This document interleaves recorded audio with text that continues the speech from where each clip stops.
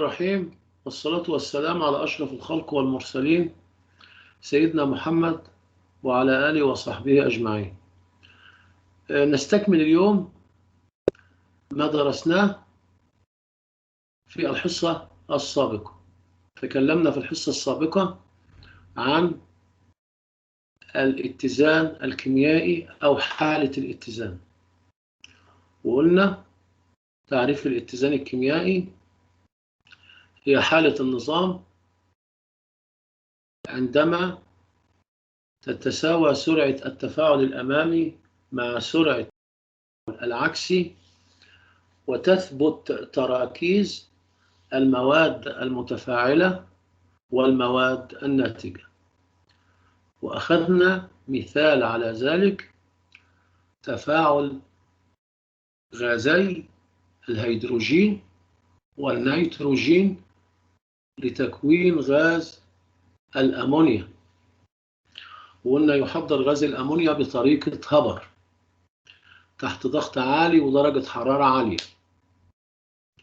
وقلنا كمان يستخدم غاز الأمونيا بعض الاستخدامات. حد يفتكر استخدام واحد لغاز الأمونيا اللي درسناه أمس في الزراعة مثلا؟ يستخدم غاز الأمونيا في إيه؟ حد يتذكر؟ يا أستاذ سماد، في السماد، في صناعة السماد. أحسنتم يا شباب. وكذلك يستخدم كمادة نايلون، بعد النايلون في صناعة النايلون، مادة خام في صناعة النايلون، وأيضا كمادة إضافية لأطعمة الحيوانات. برافو برافو يا شباب. النهاردة هنتكلم عن الطبيعة الديناميكية للاتزان. طبعا لو أنت وضعت كمية من السكر في كأس به ماء وتركته، خاصة لو كان الماء حار، بعد فترة السكر هيدوب. طيب يا ترى جزيئات السكر تذوب فقط، ولا بعد ما تذوب جزء منها يتحول مرة أخرى إلى بلورات سكر؟ في الواقع جزء يذوب، والجزء الذي يذوب هذا جزء منه يحدث له ترسب أو تبلور. يبقى حدثت عمليتين، عملية ذوبان وعملية تبلور. لو افترضنا أن سرعة الذوبان تساوي سرعة التبلور أو الترسب، فإن النظام يكون في حالة اتزان. تمام؟ طب هل أنت شاهدت الذوبان والترسب؟ طبعا لا. أنت كل اللي بتشاهده أن أنت بتحط السكر فجزء منه بيقل، فأنت بتفهم أن جزء داب، وبعد فترة بتلاقي أن الجزء المتبقي اللي هو مترسب أكثر من توقعك. بدليل أحيانا بعد ما تشرب الشاي تجد في كاسة الشاي خصوصا لو برد كمية سكر، فأنت تقول هو السكر ده جه منين؟ هو أنا ما دوبتوش؟ طبعا هو اللي حصل إن السكر بعد ما بيدوب جزء منه بيترسب ويحدث ذوبان وترسب. إذا كانت سرعة الذوبان تساوي سرعة الترسب، في هذه الحالة يكون النظام في حالة اتزان. على المستوى المرئي الاتزان يعني يعتبر ساكن، انت لا شفت السكر وهو بيدوب ولا شفته وهو بيترسب. لكن على المستوى الديناميكي او على المستوى الغير مرئي الاتزان يعتبر ديناميكي. يبقى المقصود بالطبيعة الديناميكية للاتزان أن على المستوى المرئي الاتزان يبدو لك ثابتا وساكنا، ولكن على المستوى الغير مرئي يحدث حركة ديناميكية، حيث أن بعض من جزيئات السكر يذوب، وهذه الجزيئات بعد ما دابت جزء منها يترسب. يبقى حدث عمليتين مش عملية واحدة، حدث ذوبان وترسب. فالمقصود بالطبيعة الديناميكية للاتزان أن الاتزان على المستوى الغير مرئي هو ديناميكي، أما على المستوى المرئي هو ساكن. طيب عشان نفهم الكلام ده مع علم الفيزياء، يمثل كل من الدفع أو السحب المؤثر في جسم ما قوة. يعني الدفع يعتبر قوة والسحب قوة. فأنت تبذل قوة عندما تدفع الباب أو تسحب مقعدك من مكانه. إذا أثرت قوتان أو أكثر في جسم وفي الاتجاه نفسه، فإن محصلة هذه القوة تساوي مجموعهم. أما إذا كانت القوة المؤثرة في الجسم متعاكسة في الاتجاه، فإن القوة المحصلة تساوي الفرق بينهما، ويكون اتجاه القوة المحصلة في اتجاه القوة الكبرى. لهذا في لعبة شد الحبل مثلا، عندما يسحب الفريقين الحبل بقوة متساوية، تكون محصلة القوة صفر، فلا يتحرك الحبل، ويوصف النظام بأنه في حالة اتزان. وبالمثل في شكل 4A4 الأشخاص الذين يلعبون لعبة التوازن اللي هي السيسو يمثلون نظاما متزنا، إذ تسمى القوى المتماثلة والمتعاكسة على لعبة التوازن القوى المتوازنة. أما إذا كانت واحدة من هذه القوى أكبر من الأخرى، فإن القوى المحصلة تكون أكبر من الصفر. السلام عليكم. عليكم السلام. نحن نسجل يا حبيبي. وتسمى القوى غير المتوازنة. وتسبب القوى غير المتوازنة تصارع للجسم كما في الشكل 4B. يعني شوف في الشكل 4A الولدين في حالة توازن، لأن الولد الأول يؤثر على اللعبة أو على الجهاز بقوة معينة، والثاني يؤثر بنفس القوة. هنا يوجد توازن. في الشكل الثاني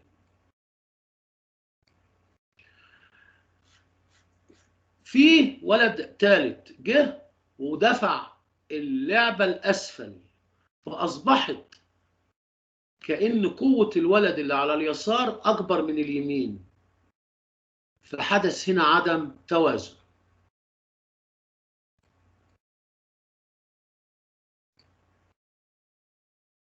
ده المقصود بإيه؟ بموضوع الاتزان الديناميكي. يمكن تشبيه ما ورد في الشكل بالطبيعة الديناميكية للاتزان عند وضع كمية من بلورات اليود في دورقين متصلين كما في الشكل. أنا مضطر أصغر العرض شوية.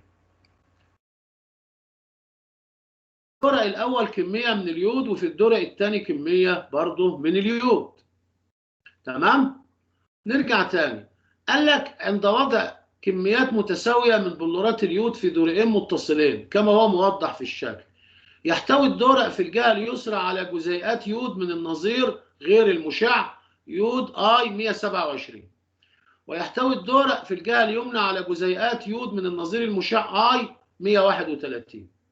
تبين عدادات الإشعاع الفرق في مستويات الإشعاع في كل دورق، إذ يمثل كل دورق نظاما مغلقا، لذا لا يمكن لأي من المتفاعلات أو النواتج أن تدخل أو تخرج، لأن احنا قافلين ما بينهم، في صنبور هنا احنا قافلينه.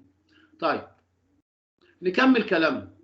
عند درجة حرارة 298 وضغط 1 أتموسفير يحدث الاتزان في كلا الدورقين لو احنا فتحنا بينهم، حيث أن اليود الصلب بيتحول إلى غاز اليود والعكس. في التفاعل الأمامي طبعا التحول من صلب إلى غاز، التفاعل الأمامي اللي هو السهم العلوي، يتحول المادة من صلب إلى غاز أو اليود من صلب إلى غاز. هذه العملية تسمى عملية إيه يا رجالة؟ من صلب إلى غاز. عملية إيه دي يا رجالة؟ اتفضل.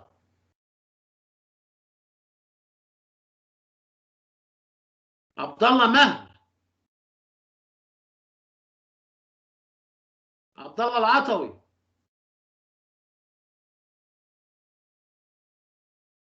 الياس.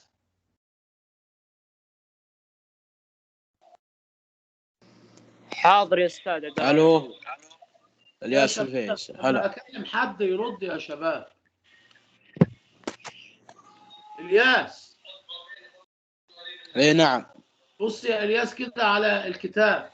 المادة تحولت من الحالة الصلبة إلى الحالة الغازية مباشرة. هذه العملية التسامي. تسمى إيه؟ التسامي. التسامي، ايوه. يبقى يحدث تسامي في التفاعل الأمامي. طب في التفاعل العكسي الغاز يتحول إلى صلب، يبقى تسامي ولا ترسب؟ ترسب. ترسب. طيب إذا كانت سرعة التفاعل اللي هو الأمامي تساوي العكسي أو الخلفي، يعني معدل حدوث التسامي يساوي معدل حدوث الترسب، يبقى كده يوجد اتزان ولا لا يوجد اتزان؟ يا الياس، إذا كان معدل الترسب ايوه معاك. إذا كان سرعة الترسب تساوي سرعة التسامي، يعني السرعة العكسية والأمامية متساويتين، يبقى حدث اتزان ولا لم يحدث اتزان؟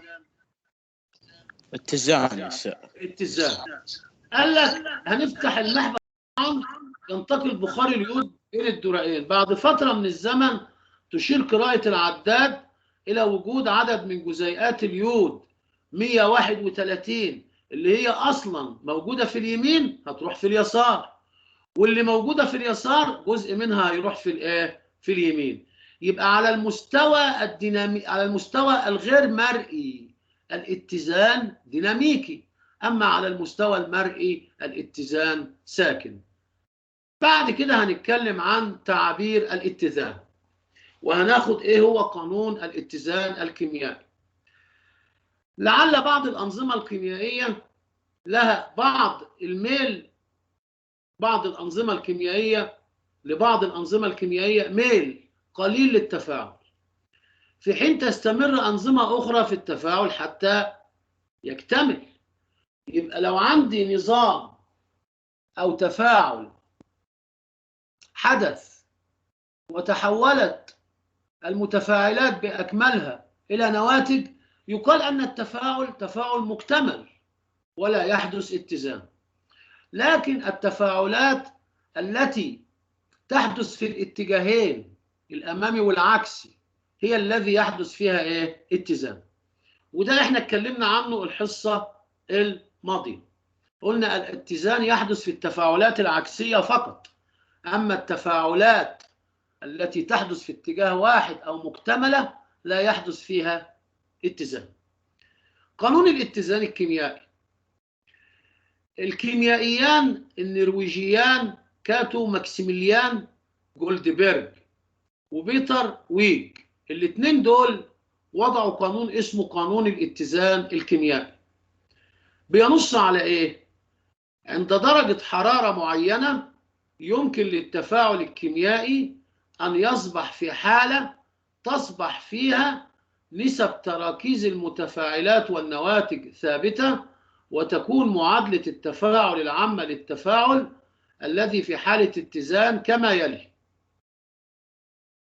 AA زائد BB ينتج CC زائد DD. ايه بقى قانون الاتزان وايه تعبير الاتزان؟ قلنا التفاعلات العكسية التي تحدث في اتجاهين يحدث فيها اتزان، أما التفاعلات التامة أو المكتملة التي تحدث في اتجاه واحد وتتحول المتفاعلات بأكملها إلى نواتج، يعني التفاعل منتهي. يعني إيه منتهي؟ يعني المتفاعلات تتحول لنواتج والتفاعل ينتهي عند هذا الحد.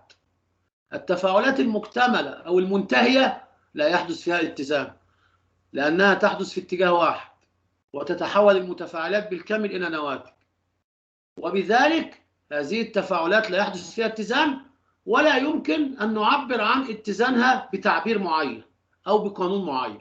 أما التفاعلات العكسية مثل تفاعل غاز النيتروجين مع غاز الهيدروجين لتكوين الأمونيا، والذي يحدث في اتجاهين، حيث يتحول غازي النيتروجين والهيدروجين إلى أمونيا، ثم تعود الأمونيا ويتفكك جزء منها ويتحول إلى نيتروجين وهيدروجين. هذه التفاعلات العكسية اتزان. طيب يا ترى قانون الاتزان بينص على إيه بقى؟ عند درجة حرارة معينة يمكن للتفاعل الكيميائي أن يصل إلى حالة تصبح فيها نسبة تراكيز المتفاعلات والنواتج ثابتة. تمام؟ هو يقصد هنا ايه؟ ان التفاعل بيصل الى حالة الاتزان. متى يصل الى حالة الاتزان؟ عندما تثبت تراكيز المتفاعلات والنواتج، وبذلك نسب تراكيز المتفاعلات هتكون ثابتة ونسب تراكيز النواتج هتكون ايه؟ ثابتة. يبقى قانون الاتزان بينص على ايه تاني؟ عند درجة حرارة معينة يمكن للتفاعل الكيميائي أن يصل إلى حالة تصبح فيها نسبة تراكيز المتفاعلات والنواتج ثابتة. عرفنا نص قانون الاتزان الكيميائي يا أولاد؟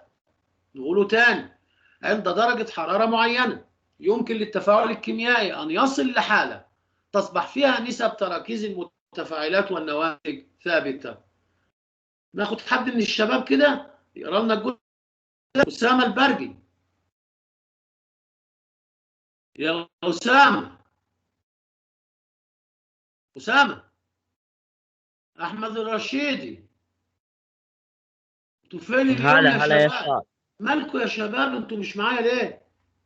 المايك معلق اسلم عليك. طب يا أسامة انظر أيه. كده للعرض اللي أمامك واذكر نص قانون الاتزان الكيميائي.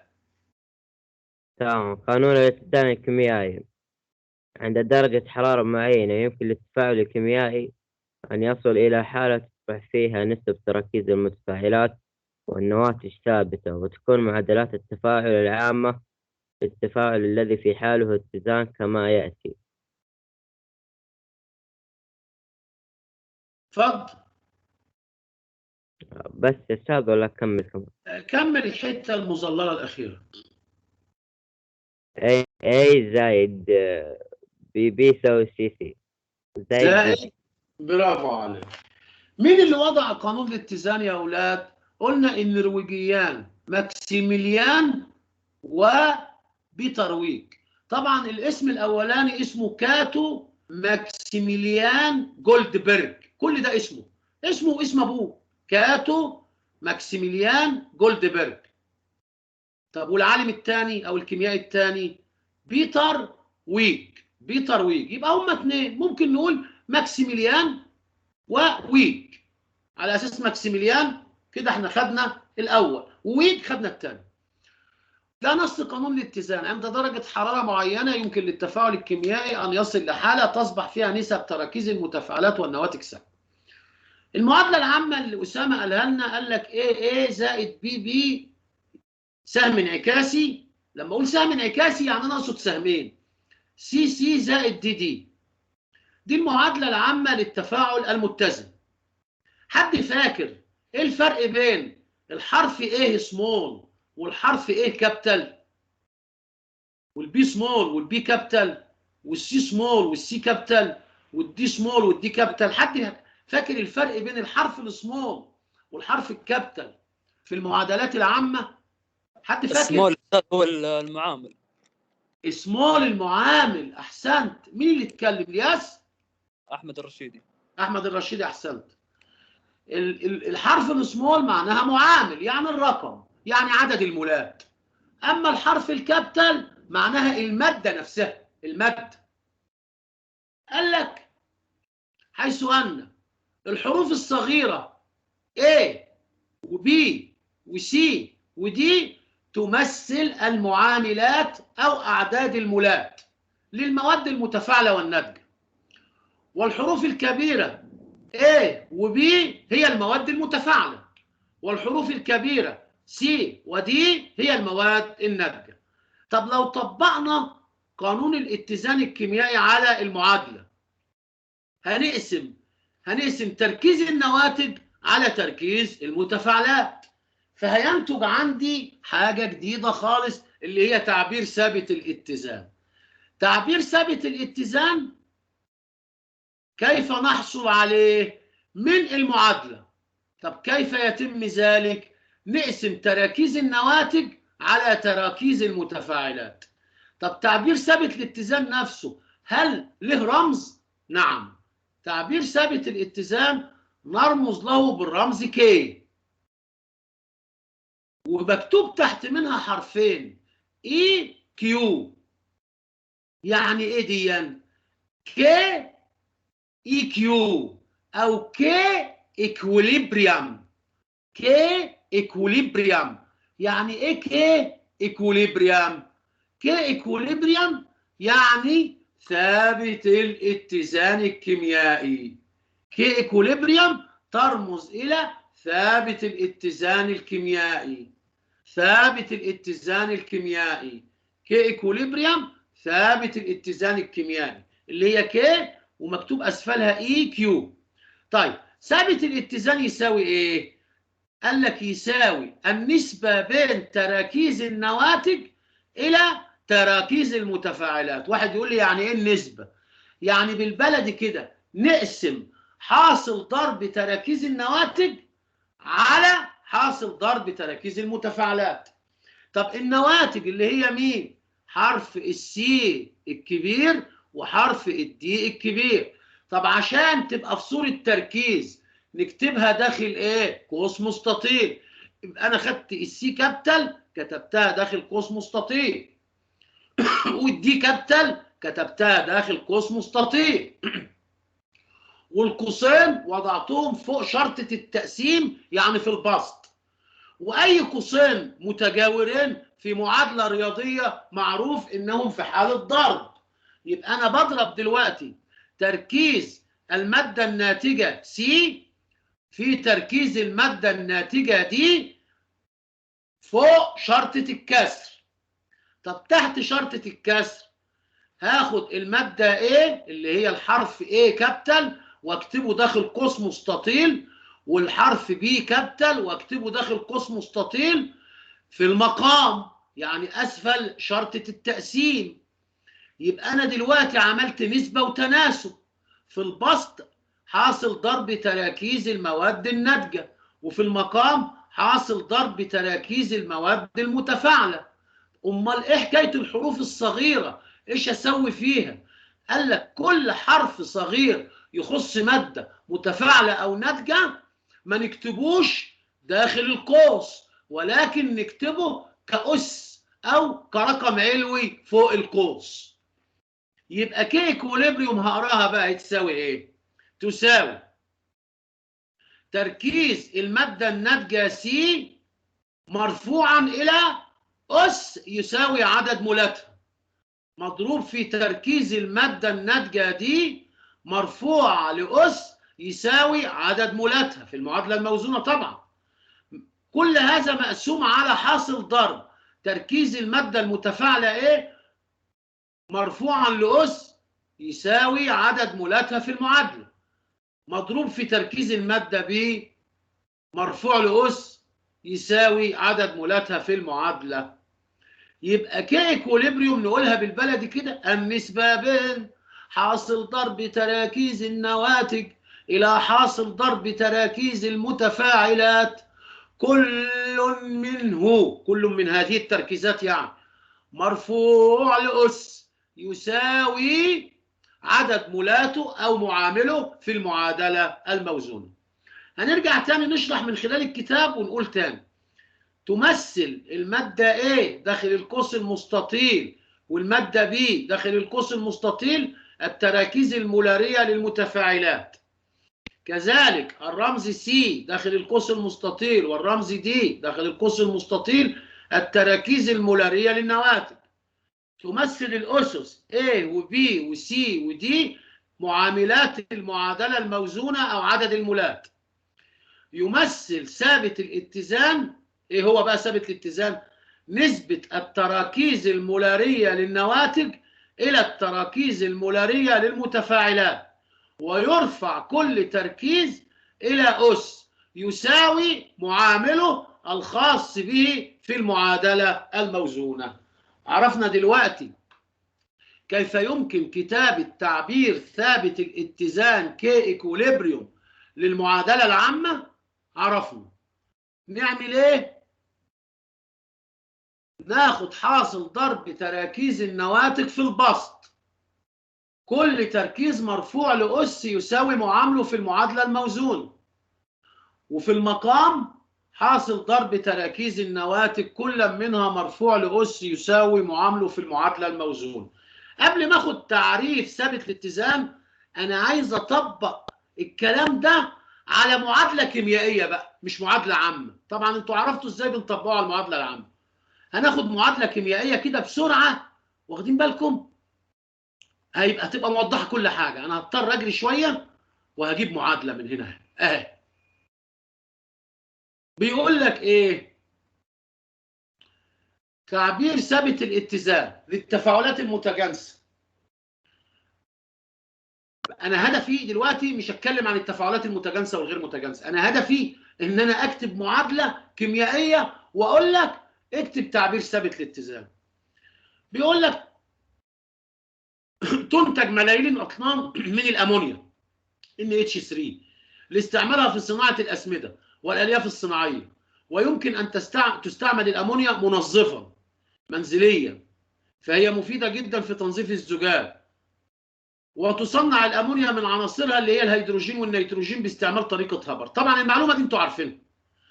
استخدامات الأمونيا قلناها: سمات في الزراعة، مادة إضافية لأطعمة الحيوانات، تستخدم في صناعة النايلون. هنا كاتب لي صناعة الألياف الصناعية، طب ما الألياف الصناعية مثل النايلون. بيضيف كمان استخدامات: تستخدم الأمونيا منظف منزلي، يبقى كمان من استخدامات الأمونيا إنها منظف، وتستخدم في تنظيف الزجاج. طيب بيقول لك المعادلة الكيميائية، ده اللي يلزمني. المعادلة الكيميائية للتفاعل المتزن لتحضير غاز الأمونيا من عناصر النيتروجين والهيدروجين أمامنا. يبقى المعادلة اللي أمامنا ده هي بتعبر عن تفاعل متزن، بس مش معادلة عامة. دي المعادلة الكيميائية لتفاعل غازي النيتروجين والهيدروجين لتكوين غاز الأمونيا.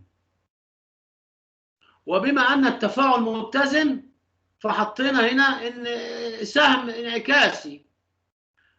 إذا كانت المعادلة الكيميائية التي أمامك تمثل معادلة اتزان، اتزان تفاعل النيتروجين مع الهيدروجين لتكوين الأمونيا، دي معادلة اتزان أو تفاعل متزن.